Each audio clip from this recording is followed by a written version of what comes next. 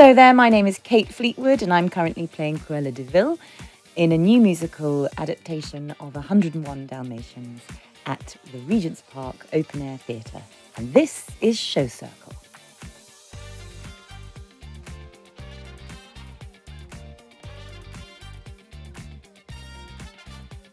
My favourite part of 101 Dalmatians is we have an animated car that pulls apart at a certain point, and it's hilarious. I think it's fun to watch, and it's really good fun to perform. The most challenging part of the show by far is the heat at the moment. We're doing 101 Dalmatians, which means there's a lot of fur, fake fur, but I'm dressed a lot in fur and leather and lots of different wigs that sort of grow exponentially larger through the evening. But we do get through it, and we do have little heat stops occasionally, which is a new thing because normally we would have a rain stop. So it's a new thing. Creating a new version of an iconic villain is always a bit challenging. And so the truth of it is I tended not to look at the original for a very, very long time until I was sort of sitting in the pocket of our adaptation. And then I could have a quick skirt back into the history books, as it were, and just see whether there are any little things I could cherry pick. The real challenge is to get the audience sort of on side with it, because I play her as a contemporary figure. I have to really, really work hard at sort of getting the audience to come on board. And once I feel that they've taken the bait, as it were, then I can sort of relax a bit. But it's a big responsibility when you're doing a new adaptation, is to make sure that the audience feels safe and secure in your hands. Because it's a little bit nerve-wracking. Every show I feel that little bit of nerves at the first couple of scenes. But yeah, just got to do it. It's my job. So performing in an open-air theatre as compared to performing in an indoor theatre has all sorts of different challenges and rewards as well. I think sometimes the audience doesn't know that we can see them just as clearly as they can see us. Plays were always meant to be direct address to an audience. I mean, that's the Greeks and, the Tudors, they're talking to an audience. There's a conversation between the performers and the audience. And so it's really lovely to be able to see the audience. I love it.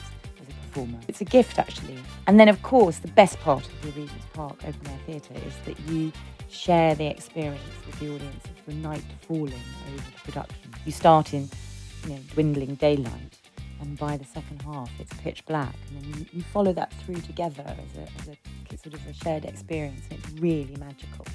And I'd really recommend it.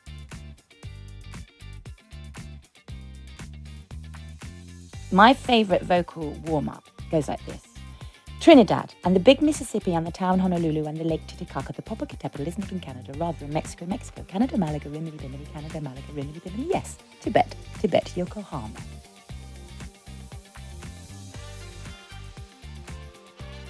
I was very, very lucky to have grown up near Stratford-upon-Avon. We used to get free tickets when I was a kid because we knew the fireman at the Royal Shakespeare Company. And he wasn't that interested in the theatre, so he would give my dad the tickets. So my mum and dad would take me to the Royal Shakespeare Company. So when I think about the kind of performers that used to inspire me, I started very young watching Shakespeare and going to the theatre. And I always say to people, it's never too early to take your children to the theatre. So I watched Derek Jacobi play a production of Much Ado About Nothing with Sinead Cusack, Juliet Stevenson, Fiona Shaw, Judi Dench. You name it, I saw them. And so I had these, they were my pin-ups, I wanted to be Juliet Stevenson or Sinead Cusack or Fiona Shaw or Gisette Simon. And I thought they were just the most glamorous, most amazing women. So yeah, they were my inspirations.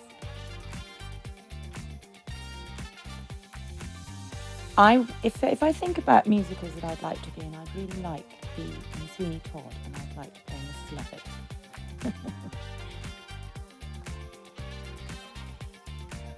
The advice I give to young actors is to look from where you've come from and don't look where you want to be, because it's a bit overwhelming that I want to be this. Just take a little step at a time and have bite-sized ambitions. and then you feel like you're achieving things. So I still just take little chunks, little chunks, little chunks. And also, another piece of advice I would give people is that sometimes you might not get the job that you go for. You might be down to the last two, which has happened countless times to me. And you don't get it and you think, oh, that could have been the one that, got me to that place. But you never know that may not have happened for you that way. You may not have been very good in that role. You might have had a bad time in that role. It might have caused problems at home, being away for that long. Whatever. If it's not meant for you, I think you'll get what's meant for you. So I always often say to young actors, let other people live their lives and wish them well, and you just get on with your own.